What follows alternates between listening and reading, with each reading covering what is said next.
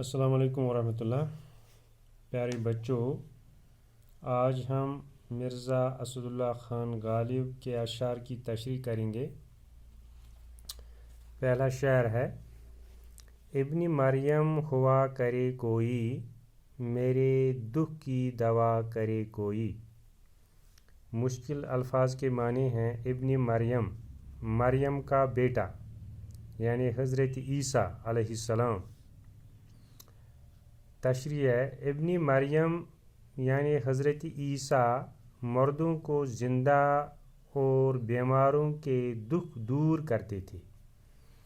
شاعر فرماتے ہیں کہ کاش کوئی مسیحا یعنی حضرت عیسیٰ کی طرح ہوتا جو میرے اس درد کی دوا کرے جو مجھے محبوب کی جدائی میں پیدا ہوا۔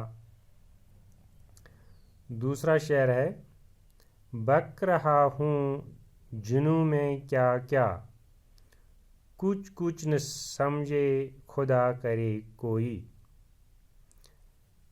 مشکل الفاظ کے معنی ہیں: جنوں یعنی دیوانگی، پاگل پن۔ بک رہا ہوں یعنی نہ جانے کیا کیا کہہ رہا ہوں۔ تشریح ہے: شاعر فرماتے ہیں دیوانگی میں کیا کیا راز کی باتیں بکے جاتا ہوں، خدا کرے کہ وہ ان کا مطلب کچھ نہ سمجھے، ورنہ راز فاش ہو جائے اور رسوا ہونے کی خدا جانے کیا سزا دے گا۔ تیسرا شعر ہے: نہ سنو گر برا کہے کوئی، نہ کہو گر برا کرے کوئی۔ مشکل الفاظ کے معنی ہیں: نہ سنو دھیان نہ دو، نہ کہو یعنی کچھ نہ کہو۔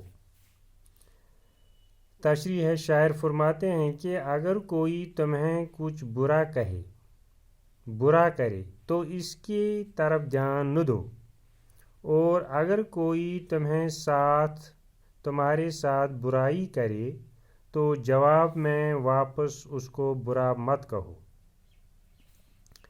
چوتھا شعر ہے: روک لو گر غلط چلے کوئی، بخش دو گر خطا کرے کوئی۔